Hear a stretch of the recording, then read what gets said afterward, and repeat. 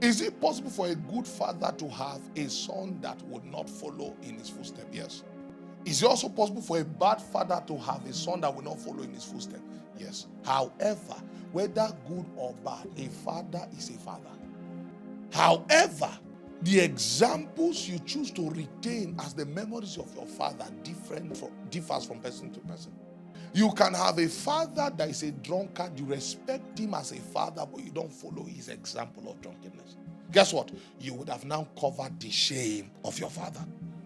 And you may have a father that is a righteous man and you don't follow his example of righteousness. Guess what? You will now bring disgrace to your father. But what if my father is bad? You become good so that you'll cover his shame. Some people may come. What if my spiritual father is no longer following God? Are you following God? Who told you know God? God appears to fathers. Go and read scriptures. Samuel did not know the being that was speaking to him. Eli told him, he said, listen, it's maybe God speaking to this young man. This is how you reply. And then Samuel replied that way, got a word from the Lord. A father called him and say, I charge you in the name of God. Tell me everything, don't hide anything from me. Do you know what Eli did? He was training Samuel to be a truthful prophet.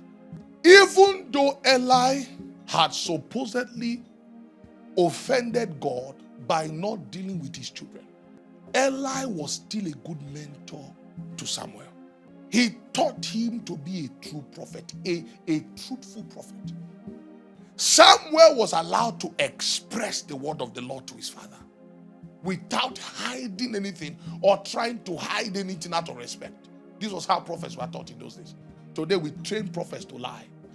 There are some things you shouldn't tell your father. Some things you should hide it from your spiritual father. Now, the son was not arrogant. The son obviously was fidgeting. A father understood. He said, listen, I'm trying to train you, my boy. Don't hide anything that God has told you. Tell me everything exactly as it is. That's how you know a messenger. One day I'm going to teach you about the messengers of truth. Their own is just to say exactly what they've been told.